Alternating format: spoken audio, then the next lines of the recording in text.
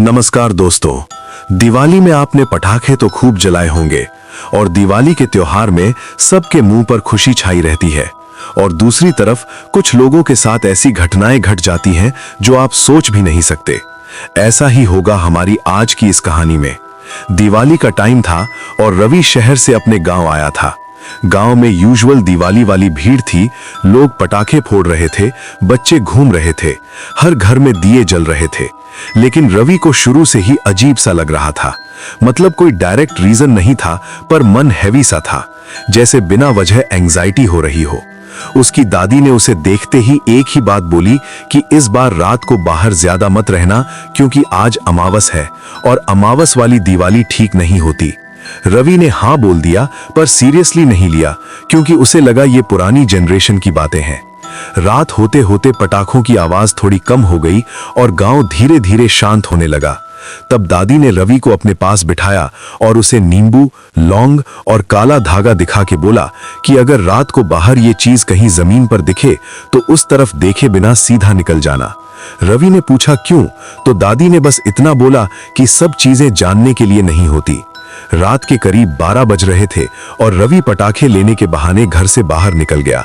गलियां ऑलमोस्ट खाली थीं, बस दूर दूर से कभी पटाखा और कभी कुत्ते के भौंकने की आवाज आ रही थी।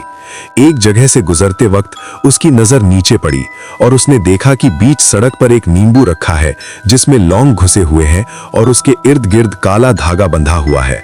रवि को तुरंत दादी की बात याद आ गई और उसका दिल थोड़ा तेज चलने लगा। उसने नजर हटाने की कोशिश की, पर तभी पीछे से किसी ने धीरे से उसका नाम लिया। आवाज बिल्कुल उसकी मां जैसी थी। रवि रुक गया, क्योंकि इतनी फेमिलियर आवाज को इग्नोर करना मुश्किल होता है। पर फिर उसने खुद को याद दिलाया कि रात को जवाब नहीं देना है। वो आगे बढ़ने लगा, लेकिन आवाज फिर आई और इस बार थोड़ी पास से, जैसे कोई उसके बिल्कुल पीछे खड़ा हो। रवि का पसीना छूट गया और उसके हाथ पैर ठंडे पड़ने लगे। उसने भागने की कोशिश की, लेकिन उसके पैर जैसे भार हो गए। तब उसने देखा कि नींबू हल्का सा हिल रहा है, जैसे हवा से नहीं बल्कि खुद से। रवि का दिमाग काम करना बंद करने लगा और डर के मारे उसने मुड़कर देख लिया। उसके सामने उसकी मां खड़ी थी, पर कुछ गलत था। उसकी आंखें नॉर्मल नहीं थीं और उसके पैर सीधे नहीं थे। रवि समझ ही नहीं पाया कि वो देख क्या रहा है। उसका गला सूख गया और आवाज निकलनी बंद हो गई। अगला पल उसे बस इतना याद है कि पटाखों की तेज आवाज हुई और फिर सब ब्लैंक। सुबह जब गांव वाले उठे तो रवि घर के बाहर पड़ा हुआ मिला। जिंदा तो था, पर बोल नहीं पा रहा था, बस एक जगह घूरे जा रहा था। डॉक्टर ने बोला शौक है, पर दादी ने सिर्फ इतना कहा कि जो अमावस की दिवाली में टोटका देख लेता है वो वापस पहले जैसा नहीं रहता। उस दिन के बाद रवि कभी ठीक नहीं हुआ और आज भी गांव में लोग कहते हैं कि दिवाली की रात अगर कहीं नींबू और काला धागा दिखे तो बिना देखे वापस आ जाना, क्योंकि कुछ चीजें सिर्फ दिखने के लिए नहीं होती। रवि के साथ जो हुआ उसके बाद गांव में थोड़ा सा माहौल बदल गया था। ऊपर से लोग नॉर्मल ही थे, पर अंदर अंदर सबको लग रहा था कि कुछ गड़बड़ है। रवि बोल नहीं पा रहा था। डॉक्टर ने बोला कि शॉक है और टाइम लगेगा, पर रवि की आंखों से ही पता चल जाता था कि वो सिर्फ डरा हुआ नहीं है, बल्कि उसने कुछ ऐसा देख लिया है जो उसके दिमाग से निकल ही नहीं रहा।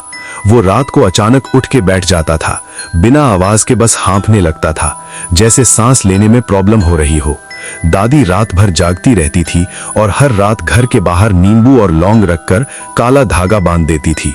रवि के पेरेंट्स को यह सब ओवर लगता था, पर दादी के चेहरे से ही पता चल जाता था कि वो सीरियसली डरती हुई है।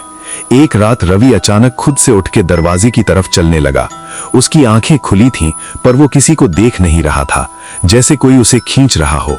दादी ने मुश्किल से उसे पकड़ के रोका और तब रवि के मुंह से पहली बार आवाज निकली, पर वो रवि की आवाज नहीं थी। वो बस इतना बोला, वो खड़े हैं। सब फ्रीज हो गए, क्योंकि घर में रवि के अलावा कोई नहीं था। अगले दिन रवि बिल्कुल चुप रहा, पर उसके हाथ में बार बार काला धागा मिलता हुआ दिखता था, जैसे वो कहीं से निकाल के ला रहा हो। किसी को समझ नहीं आ रहा था कि वो धागा आ कहां से रहा है। एक दिन रवि की मां ने उससे पूछा कि रात को क्या देखा था। रवि ने पहली बार पूरा सेंटेंस बोला और बस इतना कहा, माँ वो अकेली नहीं थी। ये सुनते ही दादी का चेहरा सफेद पड़ गया, क्योंकि उसने कभी ये नहीं बताया था कि टोटके में अक्सर एक चीज नहीं होती।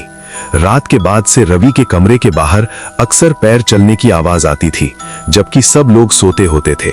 कुत्ते रात को उस गली में घुसने से पहले ही रोने लगते थे। एक दिन पड़ोस के घर का लड़का भी बीच रात बाहर गया और सुबह उसे भी वहीं गली में बेहोशी की हालत में पाया गया। उसने भी बस इतना ही कहा कि किसी ने उसका नाम लिया था। धीरे धीरे गांव के लोग समझने लगे कि ये सिर्फ रवि की बात नहीं है, वो टोटका अब पूरा नहीं हुआ था। किसी ने अमावस वाली दिवाली में कुछ शुरू किया था और रवि सिर्फ बीच में आ गया था। दादी ने बताया कि जब टोटका आधा रह जाता है तो वो चीज एक नहीं बल्कि और लोग ढूंढती है। रवि अब नॉर्मल नहीं हो रहा था। वो खुद से बात करता रहता था और अक्सर कहता था, मत आओ इधर, जैसे वो किसी और को समझा रहा हो।